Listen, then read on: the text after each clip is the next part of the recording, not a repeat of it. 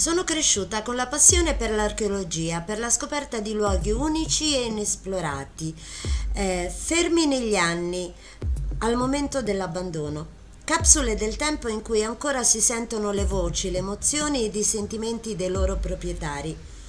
Nel corso della mia vita mi sono sempre inoltrata in luoghi abbandonati, affascinata dagli oggetti, dalle strutture e dalle sensazioni di spreco che l'abbandono mi procurava. Quelle porte divelte, quelle finestre semichiusi che il tempo aveva violato, la ricerca delle storie di quei luoghi e delle immagini di com'erano quando ancora risplendevano di vitalità.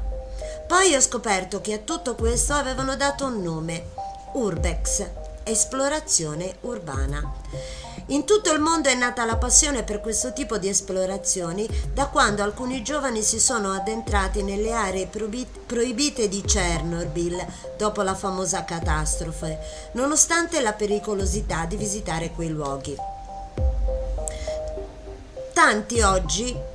danno di nuovo dignità e risalto a luoghi favolosi, abbandonati a se stessi. La stessa dignità hanno le piccole casette rurali e la villa maestosa abbandonata per motivi di litigi per l'eredità. Questi sono luoghi dove gli urbexer, perché così si chiamano coloro che fanno urbex, sono dei ribelli, scavalcano, entrano, prendono da quel luogo le sensazioni, gli odori, calpestano i vetri rotti, si spaventano al volo degli uccelli, salgono le scale pericolanti, scrutano gli angoli più bui, fanno foto e video e vanno via senza violarne la dignità. Parlo molto di dignità perché l'urbexer è rispettoso, non ruba, non imbratta, non sposta niente, porta con sé la curiosità ed esce dal luogo soddisfatto per averne fatto parte per un attimo. In questo momento storico in cui imperversa la TV il farsi i fatti degli altri,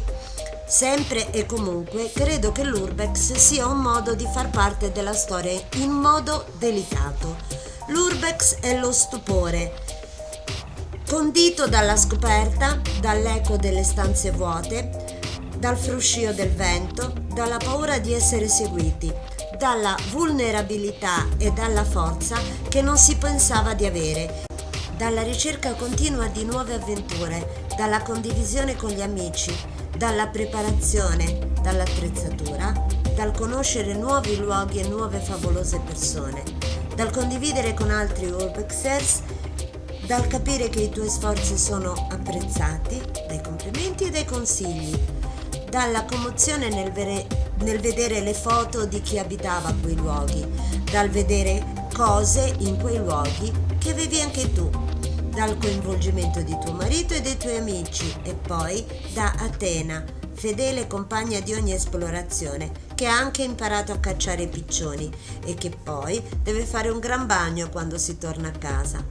E naturalmente dalla sensazione che questa voglia di vivere e raccontare questa meravigliosa avventura non finirà mai.